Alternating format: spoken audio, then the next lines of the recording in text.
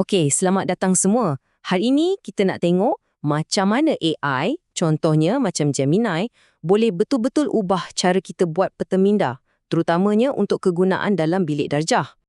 Baiklah, jom kita mulakan dengan satu cabaran yang semua pendidik hadapi, iaitu macam mana kita nak tolong pelajar faham kaitan antara teori yang kompleks yang kadang-kadang pening kepala dalam buku teks tu dengan apa yang sebenarnya berlaku dalam dunia sebenar, dalam kelas.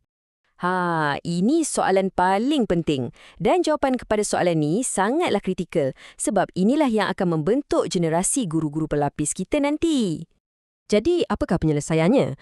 Sebenarnya, salah satu cara yang paling berkesan adalah dengan menggunakan pemikiran visual.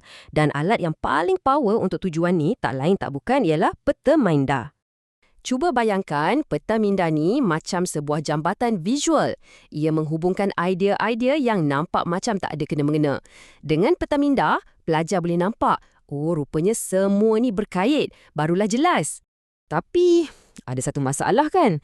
Peta minda ni memang hebat, tapi nak buat satu yang betul-betul lengkap dari teks akademik yang tebal tu, boleh tahan makan masa dan tenaga. Dekat sinilah AI boleh jadi kawan baik kita.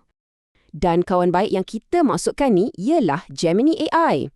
Anggap je dia ni macam pembantu peribadi yang super pintar. Dia boleh tolong buat semua kerja-kerja yang leceh, macam susun atur idea dan rangka struktur peta minda tu untuk kita.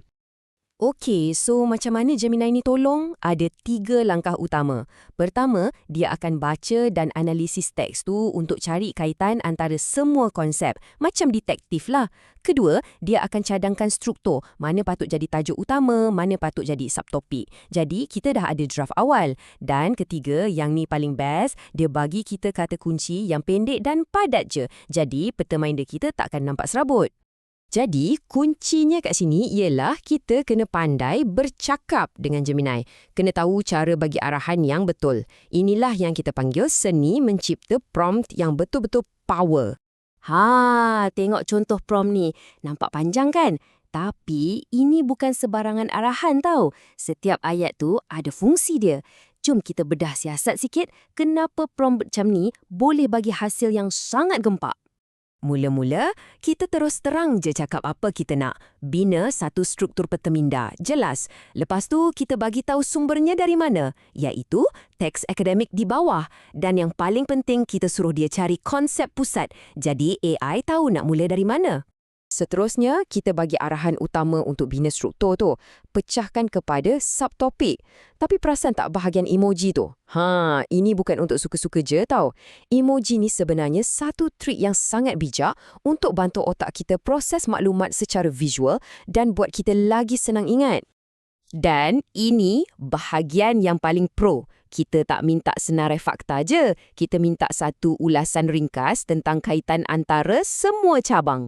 Ini memaksa AI untuk betul-betul berfikir dan buat analisis. Dan yang paling best, kita letakkan semua tu dalam konteks amalan keguruan di Malaysia. Terus relevan.